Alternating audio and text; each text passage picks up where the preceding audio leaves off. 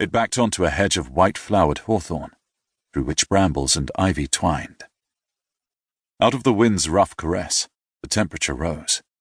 Standing just inside the doorway, Ford loosened his tie.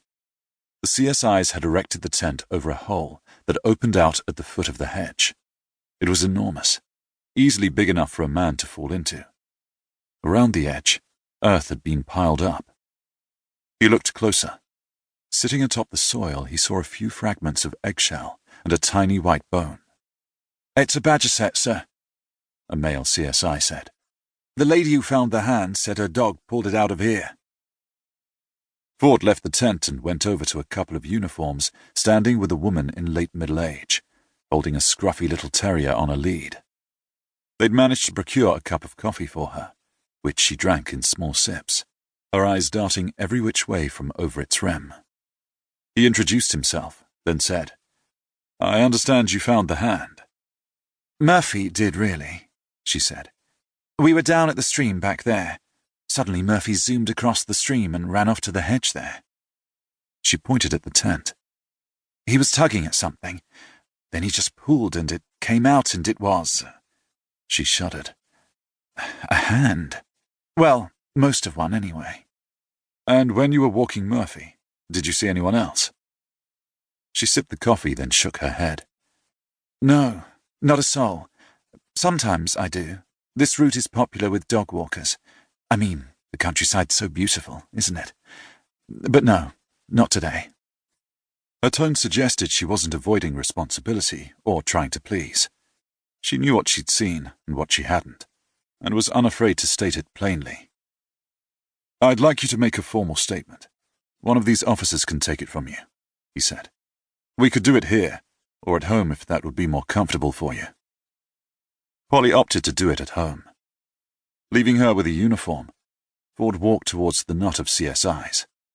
He saw a familiar face, or its top half, above a surgical mask. China blue eyes met his own.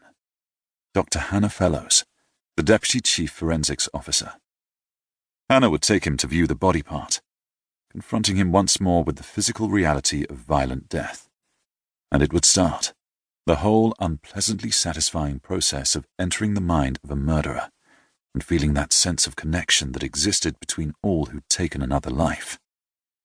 In her first week at Bourne Hill Station, Hannah had pushed him on why he hadn't moved past Lou's death.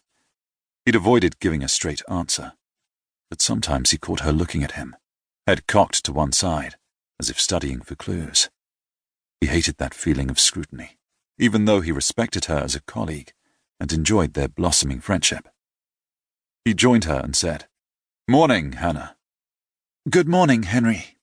Guess what?" "What?" She pulled her mask down and smiled, curving two dimples into her cheeks. "I have a nickname." "Really? Congratulations. Am I permitted to know what it is?" She frowned. "Of course. Otherwise you wouldn't be able to use it. It's Wix, which is short for Wikipedia, because I know a lot about a great many subjects," she added. Ford smiled. Among the quirks that had spurred his affection was Hannah's fascination with nicknames.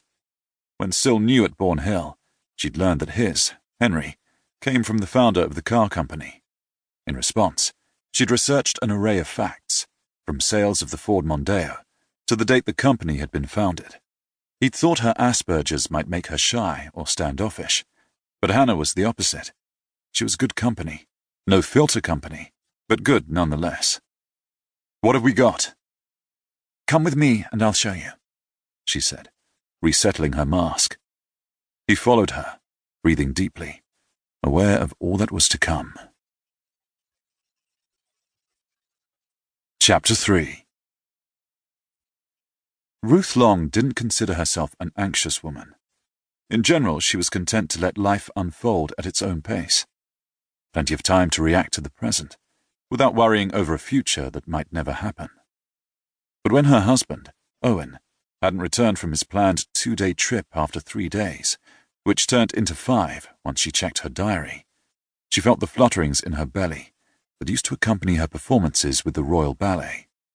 She put on some shoes and left the house, not bothering to double-lock the door